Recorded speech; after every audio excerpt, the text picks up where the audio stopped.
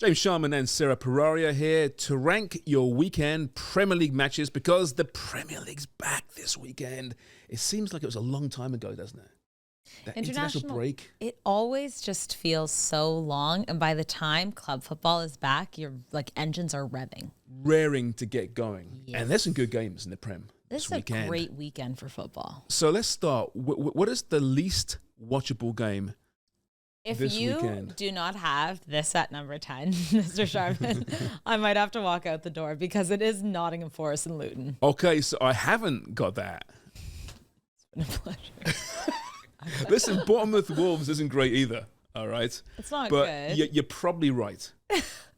Listen, Luton have a win now under the belt at least. They have that. They're looking better You weekend. are holding on to that. I was, but I'm somewhat intrigued by what they're doing. Because they are improving. I still think they're going to be relegated. It's going to be grim football, let's be honest. Yeah. There's, 15 injuries between these two teams as well? Yeah. So even the best Forest and the best Luton won't be there. Yeah.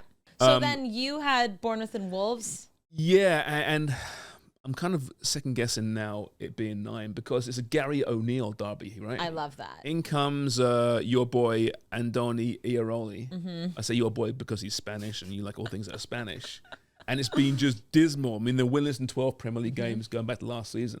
If it were up to me, I had Brentford and Burnley next. I think that might be a little bit worse than Bournemouth and Wolves. See, Brentford and Burnley both play nice football.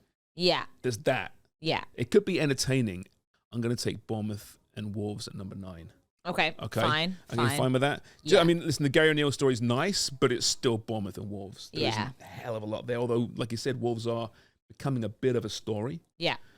If they win this weekend away, I mean, that's massive for them. So could be interesting there. So we agree then Brentford and Burnley at 8. Yeah. Don't even. Okay. I had Newcastle and Palace at 7th. I have Villa West Ham. That game in particular, I think it's a bit more of an even match. I'm with you. I'm going Newcastle Palace. Yes. You changed my mind again there, Sarah.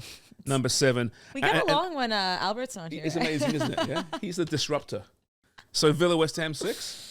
Yeah, I think so. Yeah, and listen, I think that's going to be a really great match. I think so too. I think it's just on a weekend where there's such good matches coming up. Exactly. For 5, as in the least watchable, almost watchable, it's number 5, right? So yeah. The Merseyside Derby. You as a Liverpool fan? Because they're usually ugly affairs. And the Reds have just owned them over the last 28 games. I think Everton's won once. Anything can happen. It's always dramatic. You're right. You know, I just think because of the history, it has to be Liverpool and Everton have to be higher up than Tottenham and Fulham. Okay, I have to put them at number 5 here. It's an interesting game for sure. Okay, yeah. So what do you want for 4? Because I have Sheffield United, Manchester United. Yes. It's the gong show. Yes. Absolutely yes. On both sides. Okay, so then we can make the Merseyside Derby 3. You went from 5 to 3. I'm open to that. This is brilliant. I know. You're winning this so far. You've convinced me. I think I have one change from my original that I did. We'll see what happens at 1 and 2 because we know that's going to be a mess. But, okay. This is interesting. 2 great games left. Man City and Brighton. Yeah. And Chelsea against Arsenal. Could go either way. Be happy with both. But I have number 2 as Man City and Brighton. So do I. We agree. Is that the first time we've agreed? I think it might be. Ever in the history of us knowing each other. Absolutely.